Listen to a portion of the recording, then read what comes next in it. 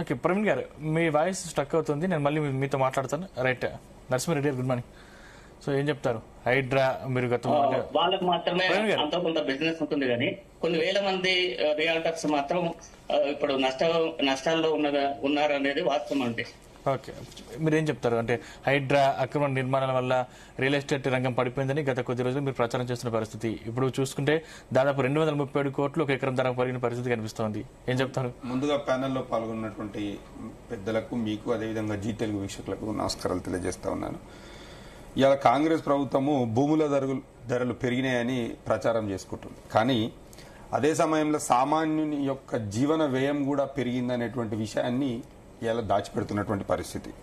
ఇలా real estate ధరలు పెరగడం అంటే ధరలు పెరిగితేనే అభివృద్ధి చెందింది, మేమే అభివృద్ధి చేసినామనేవైతే ఉచిత ప్రచారాలు చేసుకుంటున్నారో, ఈ రియల్ ఎస్టేట్ ధరలు పెరగడం వల్లనే అభివృద్ధి చెందిందంటే కాదు.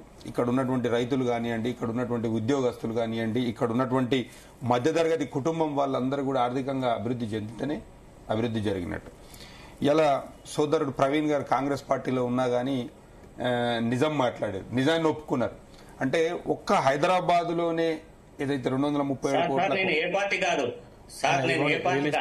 రియల్ ఎస్టేట్ రంగం, ఓకే అండి. అయితే నేను ఏమంటున్నానంటే హైదరాబాద్ రాయదుర్గంలో 237 కోట్ల రూపాయలకు పలికితే తెలంగాణ వ్యాప్తంగా మొత్తం రియల్ ఎస్టేట్ రంగం ఊగిపోతుంది, ఏదో పెరిగిపోతుంది అనేది ఏదైతే ఉచిత ప్రచారాలు చేసుకుంటారో అది తప్పు. ఈరోజు రాయదుర్గంలో ప్రధానంగా అంత ధర పలకడానికి కారణం ఏంటి అని అంటే, గతంలో బీఆర్ఎస్ హయాంలో 10 సంవత్సరాల పరిపాలనలో అక్కడ ఏదైతే ఐటీ రంగాన్ని కానివ్వండి, మెట్రో కానివ్వండి, బస్ టెర్మినల్స్ కానివ్వండి, అదేవిధంగా రోడ్లు కానివ్వండి, అక్కడ మౌలిక వసతులు గణనీయంగా అభివృద్ధి చేయడం వల్లనే ఈరోజు ఆ ధర అనేది పలికింది. ముఖ్యంగా నేనేమంటున్నానంటే టీఎస్ ఐపాస్ విధానం తీసుకొచ్చి ఆ రోజు కొన్ని వేల సంఖ్యలో కంపెనీలకు అనుమతులు ఇచ్చి, అంటే ప్రైవేట్ రంగంలో 3 లక్షలు ఉన్నటువంటి ఐటీ ఉద్యోగస్తులను దాదాపు 10 లక్షలకు పైచిలుకు ఐటీ ఉద్యోగస్తులను పెంచి 54,000 కోట్ల ఐటీ ఉత్పత్తులు ఉన్నటువంటి తెలంగాణను దాదాపు ఒక 2.5-3 లక్షల కోట్ల ఉత్పత్తులకు పెంచడం వల్లనే ఈరోజు ఇదంతా సాధ్యమైంది.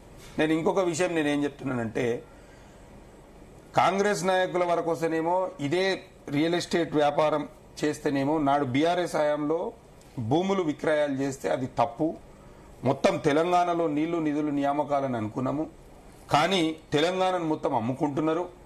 తెలంగాణలో గజాల లెక్కన ఈ రకంగా బీఆర్ఎస్ నాయకులు అమ్ముకొని ఆస్తులు కూడా కట్టుకుంటున్నారు అని చెప్పి ఇప్పుడున్నటువంటి ముఖ్యమంత్రి రేవంత్ రెడ్డి గారు విష ప్రచారం చేశారు.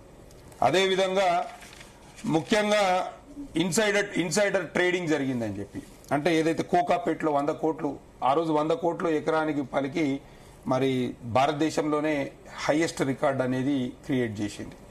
100 కోట్లకు ఎకరం పోయింది, 1000 కోట్ల ఇక్కడ కొన్ని 1000 కోట్ల కుంభకోణం జరిగింది, ఇన్సైడర్ ట్రేడింగ్ జరిగింది, సెంటిమెంట్ వాడుకొని అదే ఇది భూములు అమ్మే ప్రభుత్వం అని విపరీతమైనటువంటి విష ప్రచారం చేసి డైరెక్ట్ గా ఢిల్లీకి పోయి సిబిఐ కూడా ఫిర్యాదు చేసినటువంటి పరిస్థితి మనందరం కూడా చూడడం జరిగింది. మరి అలా వీళ్ళు చేస్తున్నది ఏందండి? ఆ రోజు సిండికేట్ అయ్యారని చెప్పి బద్నాం చేసిరు. మరి ఈ రోజు వీళ్ళు ఏదైతే రాయదుర్గంలో మొన్న అక్టోబర్లో 3,135 కోట్లకు దాదాపు ఒక 18 ఎకరాలు అమ్మిరు.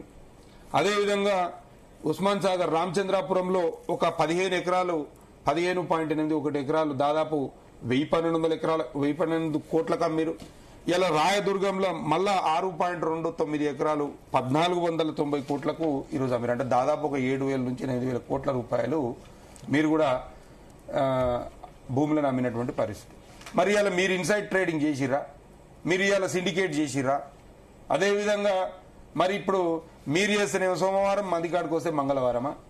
అంటే నేనేమంటున్నానంటే మీ అవసరానికి తగ్గట్టు అధికార మార్పిడి, అధికారంలో ఉంటే ఒక మాట, అదేవిధంగా అవతలికి పోతే ఇంకో మాట అన్నట్టు ఈరోజు పరిస్థితి అనేది స్పష్టంగా కనిపిస్తా ఉన్నది. ఇలా తెలంగాణకు బలమైనటువంటి పునాది వేసింది కేసీఆర్ గారు. 10 సంవత్సరాల పరిపాలనలో అన్ని రంగాలను కూడా అభివృద్ధి చేసి హైదరాబాద్ను ఒక అంతర్జాతీయ స్థాయిలో గ్లోబల్ సిటీగా ఈరోజు నిలబెట్టింది కేసీఆర్ గారి నాయకత్వం, కేసీఆర్ గారి పనితనం. కేటీఆర్ గారు ముఖ్యంగా ఐటీ మినిస్టర్ అంటే మీ ప్రభుత్వ హయాంలో కూడా సామాన్యులకు అందరి ద్రాక్ష మీరు ఎందుకు లేదు ఎక్కడ కూడా నేను ఏమంటున్నానంటే ఆ రోజు ఏదైతే సంక్షేమ పథకాల అమలు విషయంలో కానివ్వండి, ఇచ్చిన హామీల విషయంలో కానివ్వండి, స్పష్టంగా మేమేదైతే చెప్పినామో అదే చేసినాం. దానికి తోడుగా కూడా మేము చెప్పని పనులు కూడా చాలా చేయడం జరిగింది. ఇలా 3 లక్షలు ఉన్నటువంటి ఐటీ ఉద్యోగాలను దాదాపు 10 లక్షలకు పెంచడం అంటే మామూలు విషయం కాదు కదా.